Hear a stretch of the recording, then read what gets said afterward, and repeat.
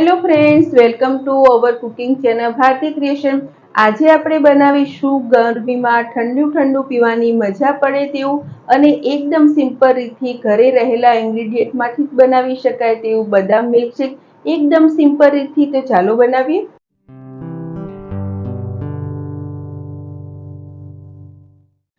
એકદમ ટેસ્ટી અને હેલ્ધી બદામ મિલ્કશેક બનાવવા માટે આપણે એક નોનસ્ટિક પેન લીધું છે અને પેનને આપણે ગેસ પર ગરમ કરવા માટે મૂકી દીધું છે. તેમાં આપણે 500 ગ્રામ જેટલું દૂધ લઈશું. આ દૂધને આપણે હુંફાળું ગરમ કરવાનું છે, એટલે મીડિયમ ગેસ પર આપણે આને એક ઉભરો આવે તેવું ગરમ કરીશું.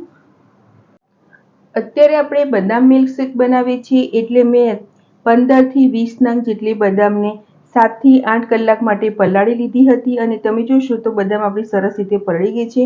હવે આપણે તેની ઉપરથી સ્કિન રિમૂવ કરીશું.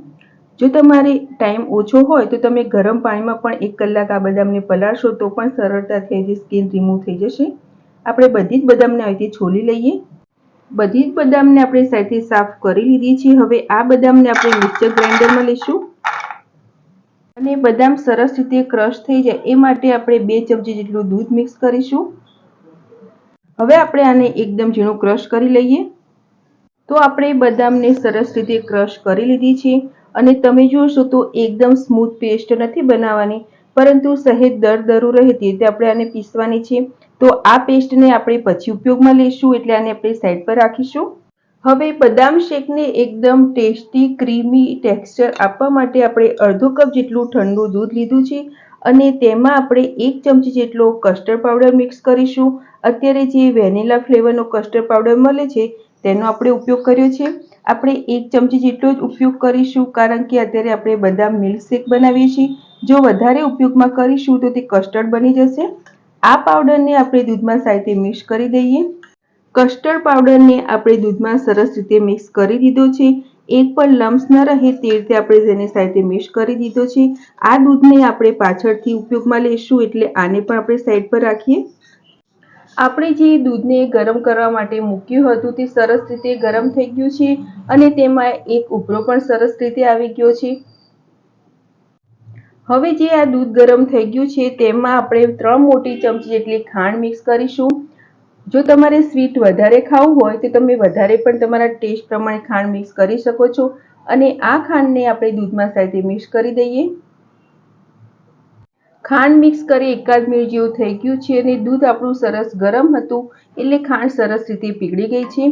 હવે આ દૂધમાં આપણે જે પેસ્ટ કરીને રાખી હતી તે બદામની પેસ્ટને મિક્સ કરીશું અને પેસ્ટ મિક્સ કરીને આપણે 2 થી 3 મિનિટ માટે આ દૂધને સાઈડથી ઉકળવા દઈશું, જેથી બદામની ટેસ્ટ આમાં સાઈડથી આવી જાય. બદામની પેસ્ટ મિક્સ કરીને આ દૂધને આપણે 2 થી 3 મિનિટ માટે ઉકળવા માટે મૂક્યું હતું અને આપણે જોશું તો દૂધ સરસ રીતે ઉકળી ગયું છે અને પહેલા કરતાં પણ સહેજ ઘટ પણ થઈ ગયું છે. આ દૂધમાં હવે આપણે જે કસ્ટર્ડ પાવડર વાળું દૂધ કરીને રાખ્યું હતું તે અંદર મિક્સ કરતા જશું અને દૂધને સતત ચલાવતા જશું, એટલે એક પણ લમ્સ ન પડે. આપણે આમાં જરૂર પ્રમાણે દૂધ મિક્સ કરીશું. જો તમારે મિલ્કશેક વધારે ઘટ્ટ જોઈએ તો તમે વધારે પણ મિક્સ કરી શકો છો. કસ્ટર્ડ પાવડર મિક્સ કરીને આ દૂધને આપણે એકાદ મિનિટ જેવું ગરમ કરીશું અને તમે જોશો તો દૂધ સરસ રીતે ઘટ થઈ ગયું છે. તેમાં હવે ઉપરથી થોડા ડ્રાયફ્રૂટ્સ નાખીશું. તેમાં આપણે એકદમ ઝીણા કટ કરેલા કાજુ અને બદામ નાખીશું. આ ઓપ્શનલ છે, જો તમારે નાખવા હોય તો નાખી શકો છો. કાજુ બદામને તેમાં સાથે મિક્સ કરી દઈશું અને ગેસની ફ્લેમ બંધ કરી દઈશું. હજી આ મિલ્કશેક ઠંડો થશે તો આનાથી પણ સહેજ ઘટ થશે. હવે આપણે ગેસની ફ્લેમ બંધ કરીને આને સહેજ ઠંડુ થવા દઈશું. બદામ મિલ્કશેકને આપણે 1 કલાક માટે રેફ્રિજરેટરમાં ઠંડુ કરવા માટે મૂક્યું હતું અને તે સરસ રીતે ઠંડુ થઈ ગયું છે અને આપણે જોશું તો તે પહેલા કરતાં સહેજ થીક પણ થઈ ગયું છે. હવે આ બદામ મિલ્કશેકને આપણે સર્વિંગ ગ્લાસમાં સર્વ કરીશું.